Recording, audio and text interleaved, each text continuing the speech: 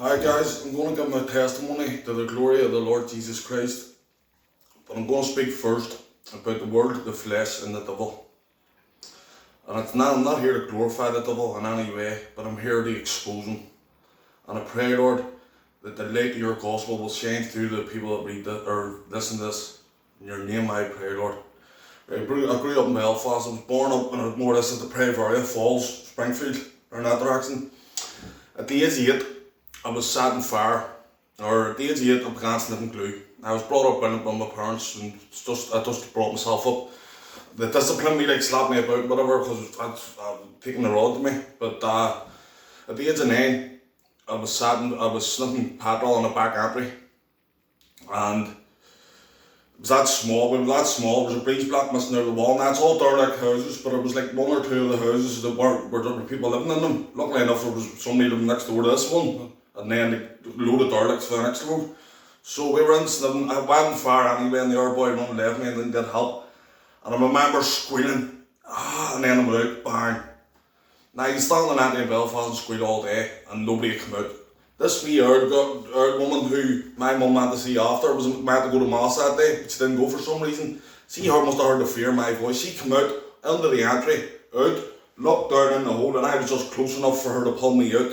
I woke up in an ambulance, or I woke up in the entry with a fireman hosing me with white stuff back in my legs. A 3rd degree burns, petrol burnt most of the back of my legs, and I was in hospital for 6 weeks and whatever, and then around a year after that, my father was murdered.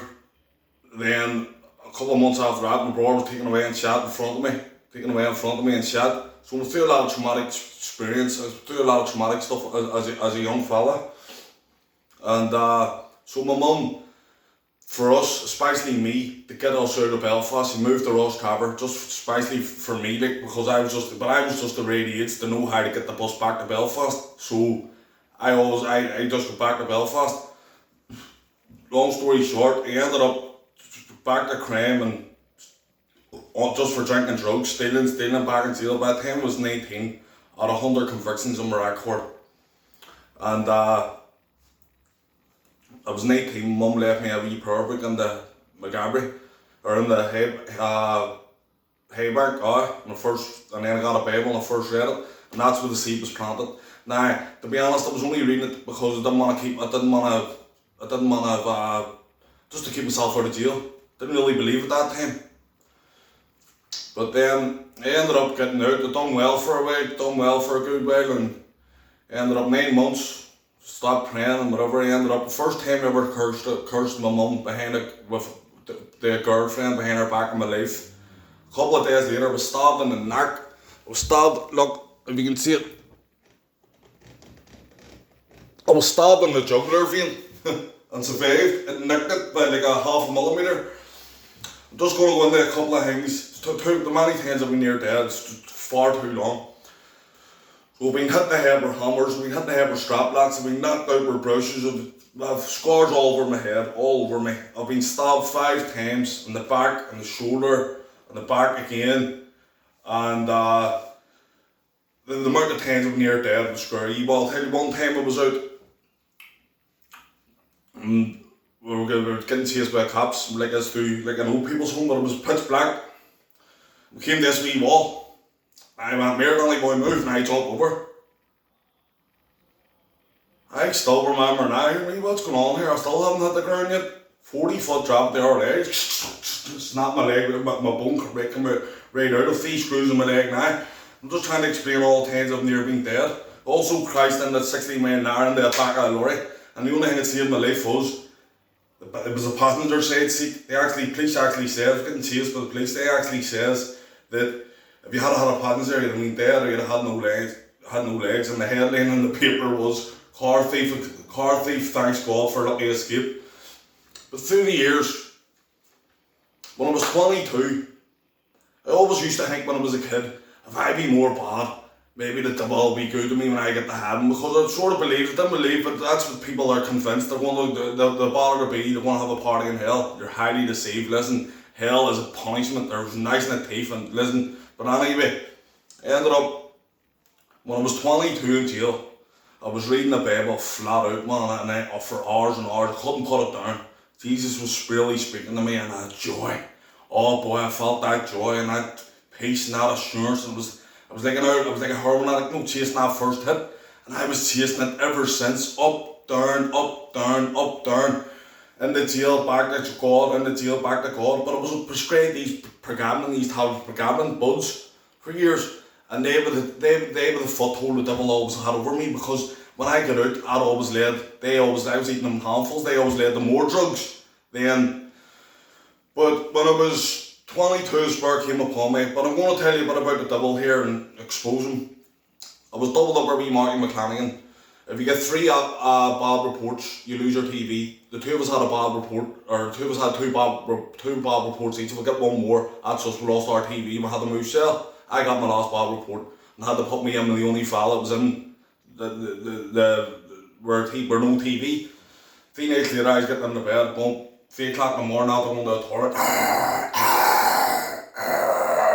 Now, I didn't think land. I knew it was a demon the whole time for a year and a half, but I appealed the adverse and they ended up winning the appeal, and I had to move me back out of that cell and I had to move me to a different house. But I heard that the wee fella I was in with, nice wee lad straight as a die, Mark McClanagan, you can ask him. He'll tell you about it. He's on Facebook. I heard he went into Mermad to me. Now, I see about a year and a half later, I think I was out and back in the Mark. He was out and back in the guy, Stevie, the demon guy, was still in. And I was standing up against the radio one day in row on my own, looking about. Everybody's playing table tennis, snooker and all in the rec room, and I was standing and I spotted Stevie, the demon guy. It's something you always think about when you spot him. And then I realised who he was talking to. Me, Marky. Called him over. Stood beside me, and he looked at me, I didn't look at him. I said, "See me, we're double over Stevie. See me, any funny noise in my leg?" He looked at me like, "Any man, sort of noises." I went like, "Any man, F-me-S-K." I heard that. He says, "That scared the life out of me." He says, "I didn't want to be in the cell with him at that time." He says, "It sounded like a lamb." And then that's what it hit me. It did sound like a lamb. And what does Jesus say? Be sober and vigilant, because your enemy, the devil, is roaming about like a roaring lion, looking for someone to devour, looking for someone to destroy. The devil's real, heaven's real, hell's real. I'm just trying to get the point across to you. But the Spirit came upon me at 22, and I remember people saying, "No drugs." People saying, "What's wrong with you?" I was lit, man. I've been chasing it ever since, and I've found it again. But I got back out into my community. There's no God or much God talking about or anything like that there, so it wasn't too long slipping back into the world again. I was back in the old ways, back to jail. But when I was, and I'll tell you another thing, I actually saved some fella's life one night, even when I was living in sin. My cousin knocked him out outside the bar, and as we were walking away, I seen blood coming out of the back of his head. And I heard my granny and my mummy talking, now that Stanger's getting the bang to the back of the head before.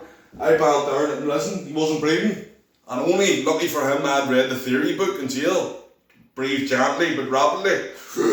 Got him breathing again, saved his life. But that's just a couple of wee things I'm throwing in there. But then, when I was 26,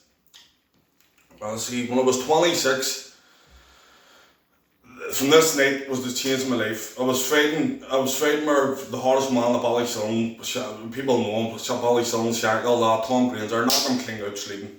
And not ashamed, just getting the point across. But ended up, I heard the next day, they were flying about looking at me in a car.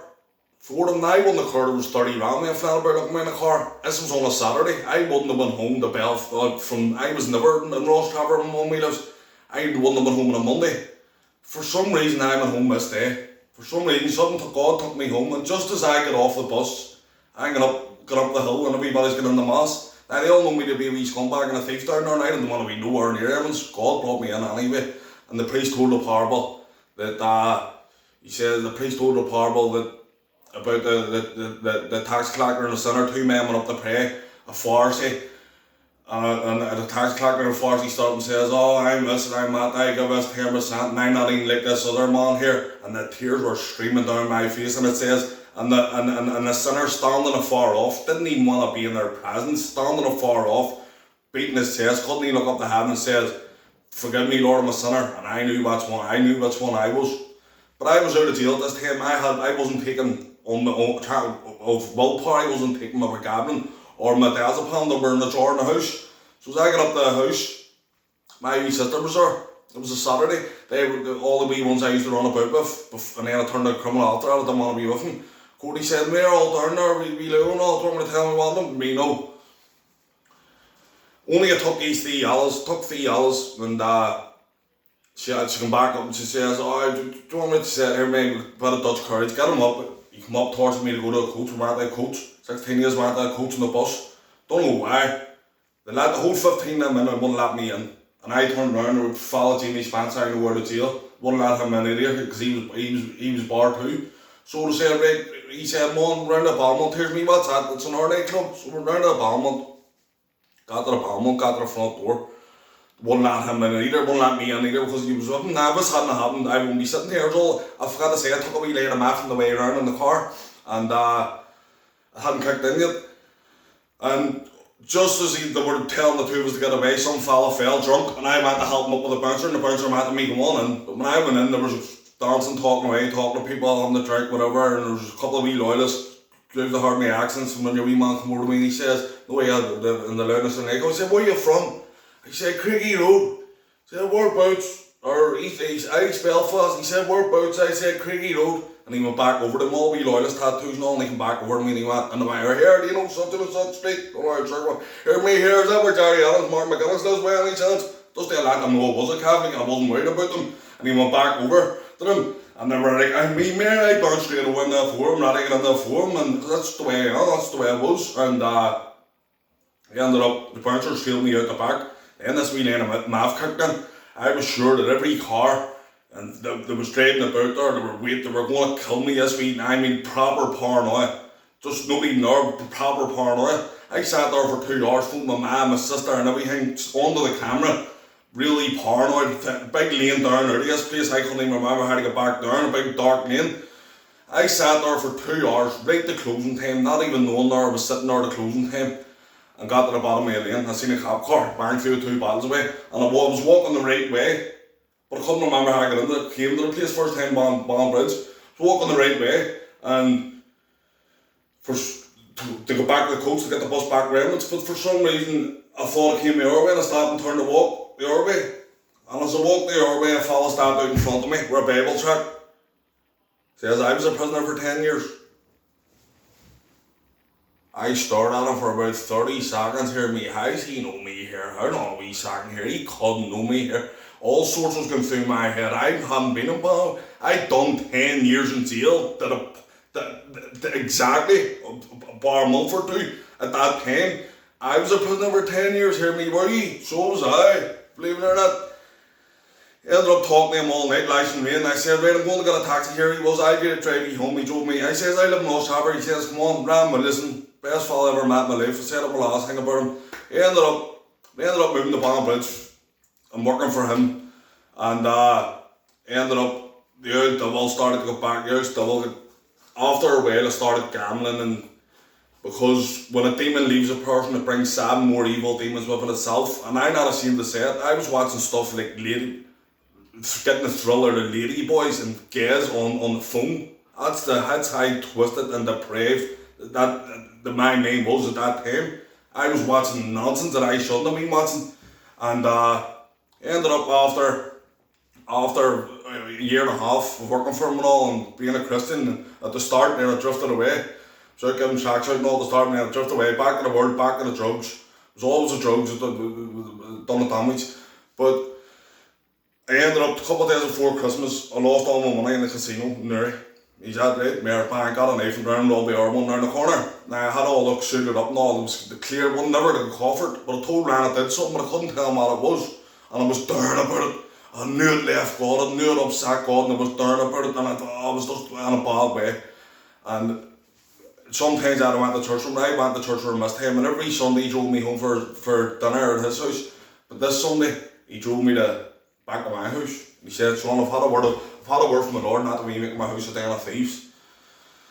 And he says it to me, and I know it. He says, Jesus says, if anyone wants to follow me, he must pick up his cross and walk with me daily. If he tries to hang on to his life, he'll lose it. But if he gives up his life for my sake, he'll save it. And I knew it. And I got in the house, and I went up through my head, and I know there's a God, and I know there's a heaven and a hell, and I've already heard the demon come there, Stevie, and I've heard a lot of supernatural stuff. And I'll tell you another thing. The supernatural, when I get down there and I'll go back to it. living in a flat in the Antrim Road. I said it in my last testimony, so my last wee short testimony about the bed lifting off the floor and all, that's all true story anyway. But I sat in the house, thought about it. Now, there's a couple of boys I know what I'm talking about now, a couple of rebels know what I'm talking about now. I had already made up my mind 2 weeks before I told them that I was handing myself in the thing, and it wasn't over it. That's all I'm saying is, it wasn't over it because I was already handing myself in, but it was the icing on the cake, glory to God. But anyway, so I ended up in the jail buzzing, or forgot to say, I went down the next day, walked into a police station the first day, an armed robbery and 4 burglaries, everything got done around the area, and got 2.5 years for it. Went into jail buzzing, but it didn't last long. I ended up back in my old ways, bump when I got out again, back in my old ways, God, nowhere to be seen. And I'll pray it every night, that just became a habit. Because I remember reading in the Bible, cease not to pray. I always pray every night, the whole time, you know what I mean?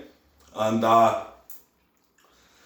so I was in this sense here, I was in Ocallaghan, and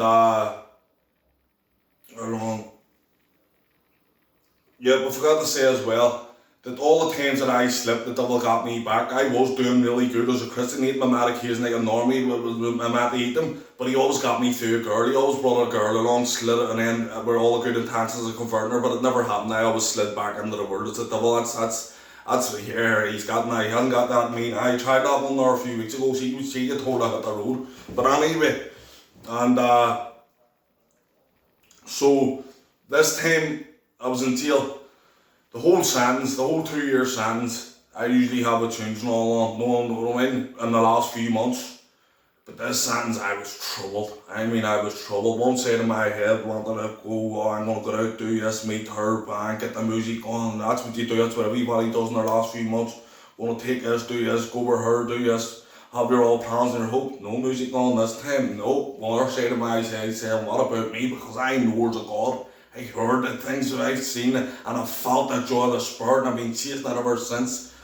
And I've seen it happening a couple of days before. Or it was in Ocallaghan. I ended up getting moved from Macabry to Ocallaghan. I had a Bible, but I lost it, and in the process of moving up, I ended up in the black or something. And I ended up Ocallaghan. Only I was looking this way, I won't be sitting here, but I was looking this way, looking enough. And I seen a man walking by the room, Norman, brilliant fella I met come into my life. And I knew he was a Christian just by looking at him. So I went out looking at him, there was 2 of them talking to a boy in the cell. And he came over into my cell and had a chat with me for about an hour, and I told him the whole history about God and all, and he ended up saying to me, he said, you need to be out telling them boys about Jesus. I mean, no chance, I'm not going through all that again, no, I'm not going through it. Listen, I've been known to be with God, and then back to crying God, we're back to crying God, back to the... No, it's not happening. Little did I know, 2 weeks later, I'm going to be out in a wing the next morning preaching. Glory to God, oh, praise his name. But anyway, 2 weeks later, a Bible landed at myself. And I was sitting there. And I hadn't opened it yet, and I hadn't watched, it was in that cell 2 weeks, and I hadn't watched the Christian channel yet. Hadn't watched the TVN. Always watched it in the other cells with Macabry and all, but this was when I moved up to Ocallaghan. And a Bible landed at my cell from Norman, the Christian guy from 2 weeks before I had a chat with. And I'd opened it twice or something, just right through. But this night, I was sitting there in the bed, and I said a quick prayer unto myself, hear me, Lord, open me in the right page, will you please? And I just opened the Bible, boom, anywhere. It was the blessings, beatitudes, blessed are the pure in heart, blessed are those who hunger and thirst for righteousness, blessed are the blessings. And for whatever reason, I read the whole beatitudes, for whatever reason, I hit 65 on the channel, and I hadn't even watched it. God made me hit it. As I hit it, there's a wee verse coming out in the background, can't even see it yet. No, like from small writing out on the back writing on the screen, blessed are the pure in heart, blessed are those who hunger for. In the space of 2 or 3 seconds, hear me, that caught me by chance. I was down on my knees and I was crying, and because I was troubled, you know what I mean? I was crying, I said, God, how long do I have to ask you? You've been asking for years. You're going to complete that good work you started. You said you're going to get said you completed. When are you going to complete it? Because I thought I wasn't going to get it completed. I'd given up nearly given up hope, you know what I mean? Glory to God for the prisoners of hope. But crying my eyes out, and I was saying, Lord, when are you going to complete this good work you started on me, Lord? Please show me what I have to do ASAP. Please show me what I have to do ASAP. And then I got up to bed and I just flicked the TV back on. And then Pregablin came into my head straight away. The foothold. And I thought about them for 30 seconds, to a minute. Not even knowing, didn't think anything was going to come into my head. And then I was sort of like still with my hand, and then I thought back to the prayer. The last thing I said in the prayer, show me what I have to do ASAP. The Pregablin. I couldn't wait to get out the next morning to tell the doctor to take me off him Pregablin. And I knew I wasn't going to change my mind. But like I seen another couple of weeks later when the wine would be down all, the nurse says to me, I'm working in this jail 23 years and you're the first person that has ever took themselves off for Pregablin in this jail. Oh, that's the Holy Spirit. But anyway, ended up, I was lying watching the TV at night. There was two drug addicts on talking about their testimony. That was me glued. I didn't watch any nonsense on the TV right up front since that night. I haven't watched nothing, right? I was smoking. I was taking sub every day. I had money. I had a few cut outside, so I was able to get behind. I was taking trams every other day.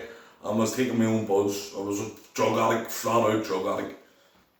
That night, I had £100 of drugs in between my cheeks. That's why we had to keep them in there to hide them. And the guy says, the day I give the drugs up, I put my hand up and put them in me titty, bang, hand on the back of the trousers, down the toilet, flush the chain, come off of fags, come off of the sub, come off the trams, and the buzz, all of it overnight. We threw us a terrible sickness, man. You remember now looking at the ceiling for nights, couldn't sleep. But it was worth it in the end because Jesus was with me the whole way, and he made the sickness not that bad, and they winded me down off the Pregablin because they're really bad coming off if you just stop them. Like.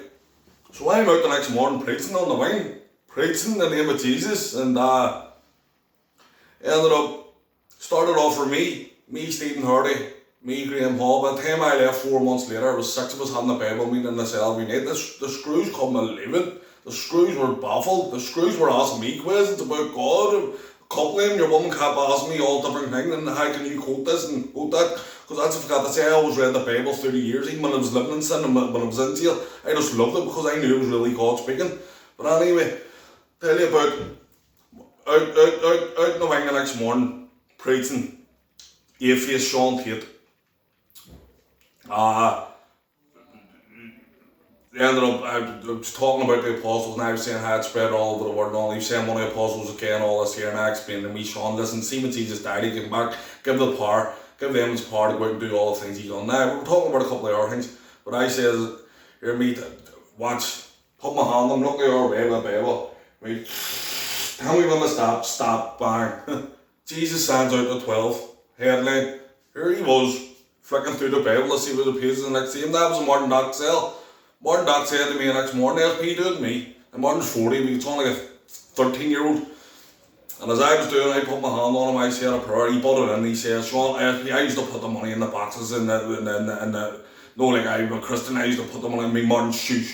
I actually did it, said it like that, me, telling him to stop, bang. First 2 lines, the left hand side of the page, about the woman who puts the 2 coins into the box. Here he was, Bob, he was flicking through the pages as well.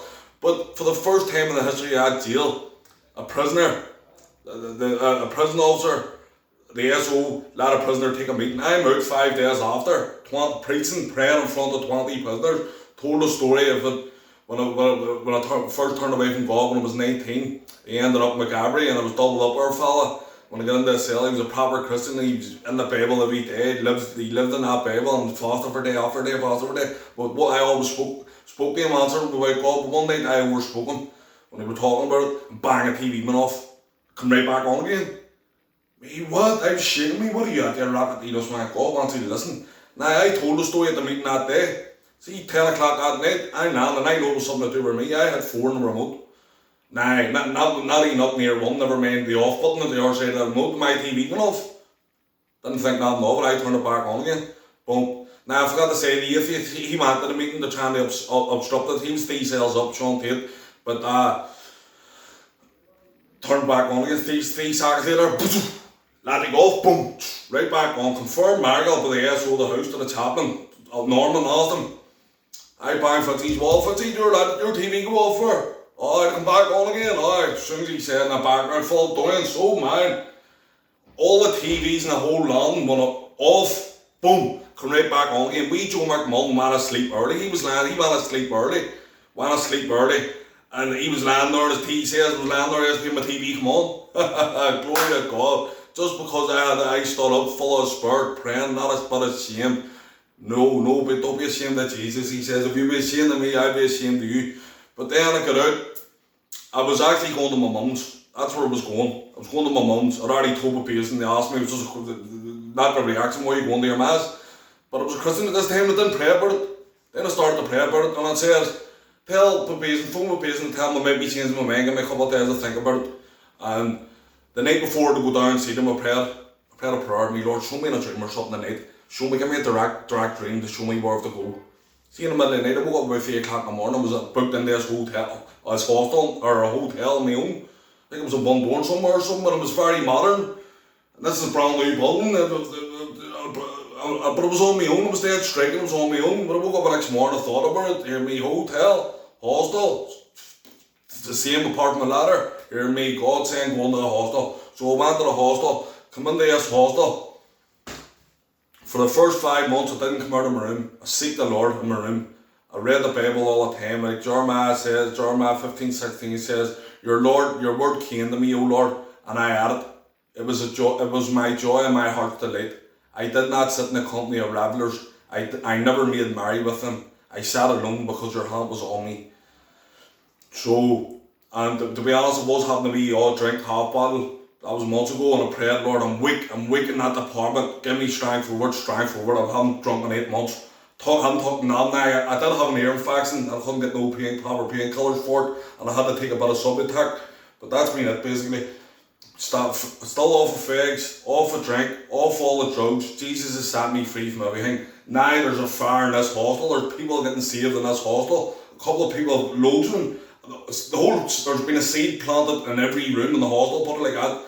And there's a few who are dedicated. I can tell who's true and who's not. And there's a lot of true ones who are truly seeking Jesus. A fellow next door, Chris, and he's truly seeking him. I can see it on, you know what I mean? And I'm taking meetings and all in here to the glory of Jesus, and they're all coming, career criminals, never prayed in their lives or read the Bibles, sitting at a bit of shame, closing their eyes. You see, because they know me from jail.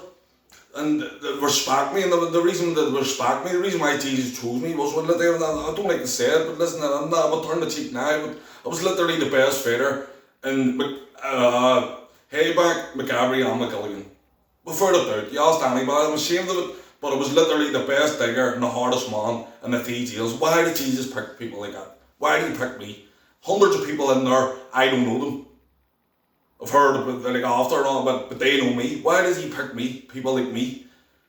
Because I've got a reputation and people are going to listen to me. Look, they say, look what I can do. I was the biggest nut. No, Colin Smith used to call me notorious. I was the worst of the world. I had more balls and guts to do anything than anybody else. And that's why he picked people like me. That's why he picked people like Saul, the apostle, Paul, the chief sinner. Look what I can do with him. So look what I can do with him. You know what I mean? That's why he picks us. But all the glory and honour and praise goes to his name. And I just love him for what he's done for me. And I just anybody that hears this here, just believe that every word I've said here is true. And think about your salvation. You have a soul inside you.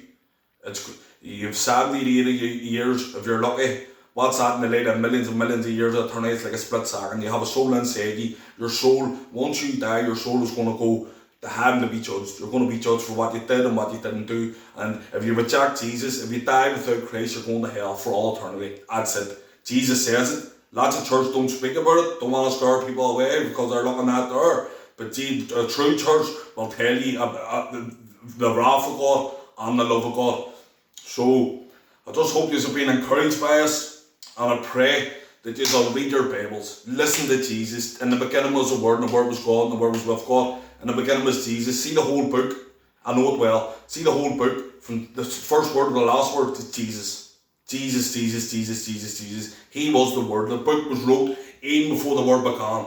You were new by God before the Word began. He knows all things. He's omniscient. He's omnipresent. He knows all things, and he can be in all places at the one time. And he's with you right now. He's with you right now, and I hope he's convicting you of whatever's going on in your life. You know yourself, and you know your heart, and God knows your heart. Please, people, listen to me here. This is no laughing matter. See, when you're on your deathbed, and you will be here if you're lucky enough, and the doctor comes in and tells you you have 2 weeks to live, it's going to be interesting how important that wee book the Bible is going to seem in the end. Too late. Too late. People, Jesus said, nigh the day of salvation. Don't wait about. Don't wait about. It's all real. Believe me, there's a devil. He wants your soul. There's a God, and he wants your soul. The most of the world is going to hell, because Jesus said the road to hell is broad and wide for many who chose that way, but the road to heaven is narrow and few find it. Get into the few. Listen to me, people. Please believe me here. You're going to be judged naked. And do you want to be standing like that, or do you want to be standing like that? Lord, good and faithful servant, come on in, or depart from me, ye workers of iniquity. Listen, I would advise you to get right with God. There's no time like the present. If you haven't got a Bible, get a Bible. Get a Bible and start in Matthew. Read your way, get to know Jesus, get to know all the stories of Jesus. Then you'll come to Paul, the chief sinner. He wrote 2/3 of the New Testament. I'm just going to be praying for you always at see us, and I hope it encourages. And I know the devil hates it. The old Satanists are pacing the floor, so they are. Hate it. Because it says in Revelations, they overcame by the blood of the Lamb and the word of their testimony. Glory to God. And I just love him for what he's done for me. He's transformed me. I don't even curse no more. I haven't cursed in a long time. I haven't cursed in literally, I've maybe slipped once into myself a couple of times, but literally I've just been transformed. Completely different person. Whole things have passed away, behold, all things become new. And he can do the same for you if you give him the opportunity. I'm giving you the wisest bit of advice you'll get in your life. Accept Jesus before you die, because I tell you what, picture falling into a volcano for 3 seconds. All eternity it's going to last for.